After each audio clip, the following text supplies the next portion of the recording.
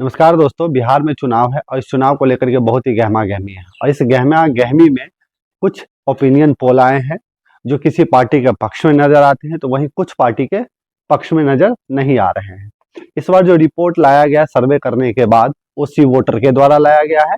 इससे पहले vote bytes के द्वारा लाया गया था और उसमें कुछ बातें सामने लाई गई थी, जिसमें से कैसे एनडीए और महागठबंधन को ऊपर दिखाया गया था। इस बार फिर से सी वोटर का एक रिपोर्ट आया है सर्वे करने के बाद, और इसमें क्या बातें आई है सामने वो चौंकाने वाली है और थोड़ा समझने योग्य भी है।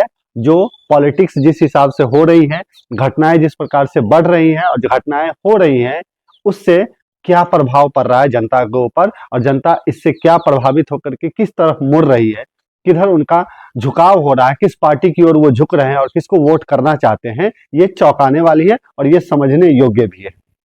तो पहले बात करते हैं सी वोटर रिपोर्ट में क्या आया है।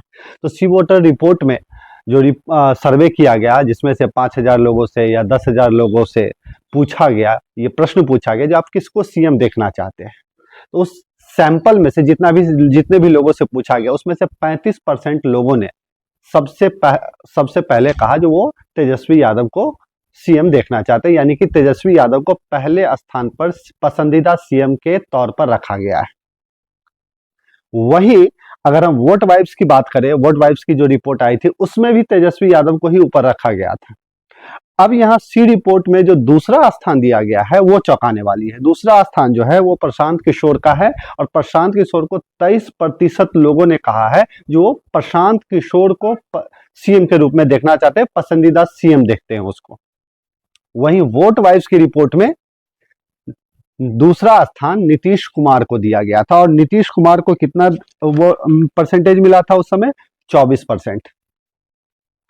और तीसरा स्थान जो सी रिपोर्टर के द्वारा दिया गया है वो नीतीश कुमार को दिया गया है। 16% लोगों ने कहा जो हम नीतीश कुमार को सीएम देखना चाहते हैं।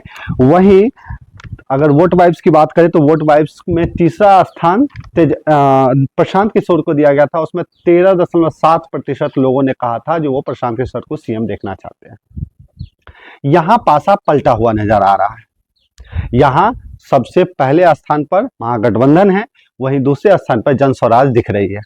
वहीं वोट वाइब्स की अगर रिपोर्ट की अगर बात करें तो उसमें एनडीए महागठबंधन सबसे ऊपर है।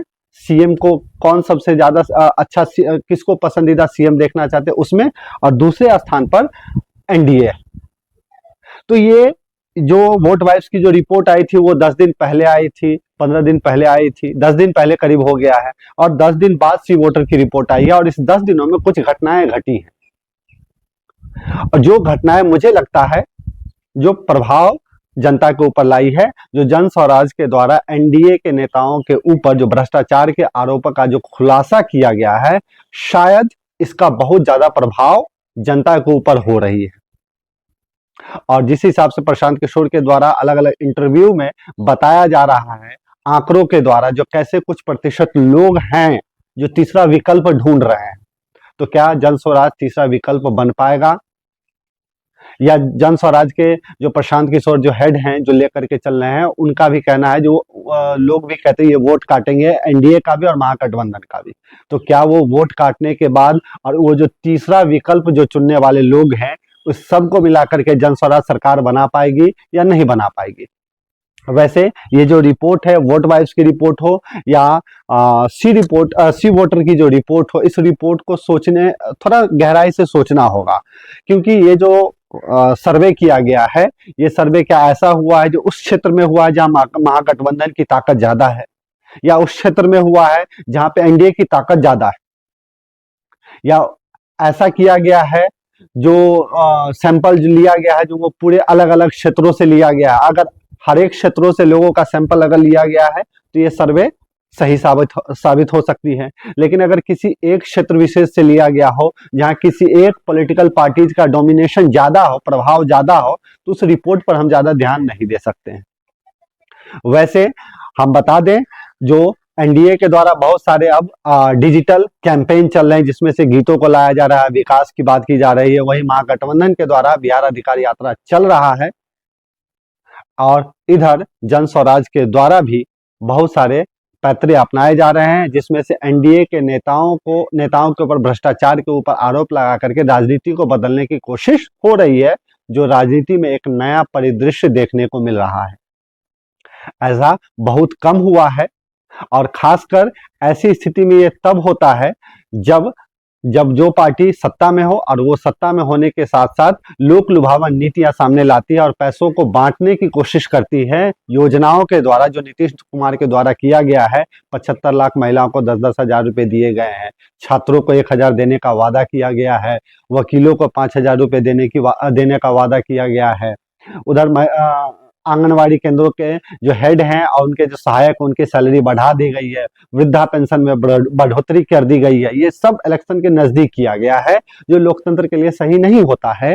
तो ऐसे में दूसरे जो पॉलिटिकल पार्टीज होते हैं, उनके लिए कोई विकल्प नहीं बचता है जो किस आधार पर राजनीति करे, खासकर उन पार्टियों के, उस पार्टी के लिए जो नए नए आए हैं और उनके पास जनता का बेस कम है। ऐसे में उनके पास विकल्प बन जाता है कुछ ऐसे विकल्प को ढूंढने का, जिससे वो राजनीति में अपना प्रभाव स्थापित कर सके। और प्रशांत किशोर के द्वारा यही किया जा रहा है, जन स्वराज के द्वारा यही किया जा रहा है। भ्रष्टाचार के मुद्दे को ला करके जनता को अपनी ओर आकर्षित करने की कोशिश कर रहे हैं। तो इस सी वोटर की जो रिपोर्ट आई है, इस रिपोर्ट में जो प्रशांत किशोर को दूसरे स्थान पर सीएम के तौर पर रखा गया, 23% दिया गया है। 23% लोग कह रहे हैं जो वो प्रशांत किशोर को सीएम के रूप में देखना चाहते हैं। तो ऐसे में लग रहा है राजनीति में कुछ परिवर्तन हो रहे हैं, अगर इस रिपोर्ट की बात करें तो। अगर वीडियो अच्छा लगा तो चैनल को सब्सक्राइब जरूर करें। Thank you.